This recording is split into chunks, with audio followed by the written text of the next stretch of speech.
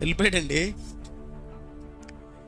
చరిత్రలో నిలబడి ఒక వెలుగు వెలిగించాడు మోషేని దేవుడు.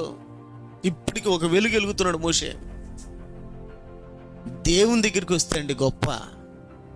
లోకంలో ఒక దిబ్బ, మీకు దిబ్బ కావాలన్నా గొప్ప కావాలన్నా, తిప్పని కూడా సాతాను ఎలా చూపిస్తాడు తెలుసా? ఏదో గొప్పగా చూపిస్తాడు.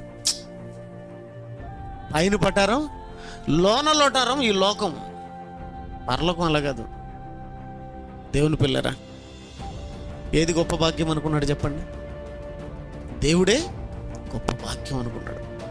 ఈరోజు మనం అలా అనుకుంటున్నామా? సాతాను పిలుస్తున్నాడు, వెంటనే వెనకమ్మిడితే పోతాం. మనం ఏం ఆలోచన కూడా వెంటనే వెనకమ్మిడితే పోతాం. దేవుని పిల్లరా, యూదా చేసింది అదే. యూదా చేసిన పని అదే. అత్యద్భుతంగా వెళుతున్నాడు. దేవుడు కావాలని వచ్చేసాడు, క్రీస్తు కావాలని వచ్చేసాడు, ఆయన అడుగుజాడలు కావాలని వచ్చేసాడు, ఆయనే బ్రతుకుని వచ్చేసాడు.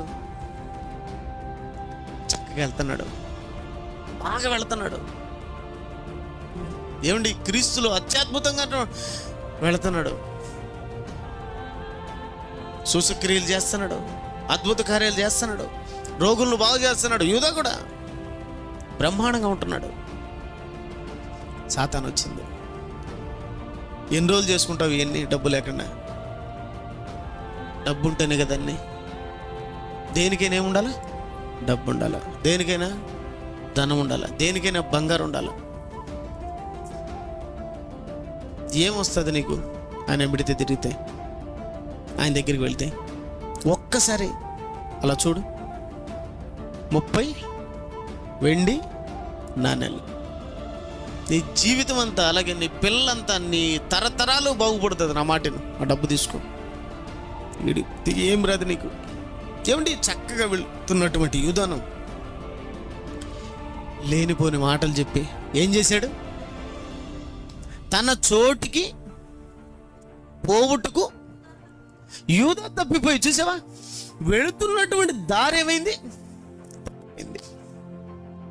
మీరు కూడా క్రీస్తులో చక్కగా వెళుతున్నారు, కానీ దారి తప్పిస్తున్నాడు. మీరు కూడా యేసుక్రీస్తు వారిలో చక్కగా వెళుతున్నారు, దారి తప్పిస్తున్నాడు. వీడు డబ్బు కోసం పడిపోయాడు. వీడు డబ్బు కోసం, ధనం కోసం, ఆస్తి కోసం, అంతస్తు కోసం వీడేమైపోయాడు? పక్కదారి పెట్టి వెళ్ళిపోయాడు. ఒరే, నీ ధనము, నీ డబ్బు నువ్వు బతుకున్నంత వరకేరా బాబు. నువ్వు చచ్చిపోతే నీ ధనం రాదు, నీ డబ్బు రాదు, నీ ఆస్తి రాదు, నీ అంతస్తు రాదు. నీకు చెట్ట చివరి దిక్కెవరో తెలుసా? దేవుడు. అందుకే ఆ దేవుణ్ణి నమ్మినారు భక్తులు. పునాదులు గల ఆ పట్టణం కోసం అబ్రహాము ఎదురు చూచుచుండెను. ఆయన కోసం ఎదురు చూశాడు, కానీ ఈ లోకంలో ఉన్న వాటి కోసం ఎదురు చూడలేదు. ఒక దేశాన్ని ఇస్తే దేశం నాకెందుకు అనుకున్నాడు మహానుభావుడు. దేవుడే నాకు కావాలనుకున్నాడు. కాబట్టి ఈ మాటలను జాగ్రత్త గుర్తుపెట్టుకోండి.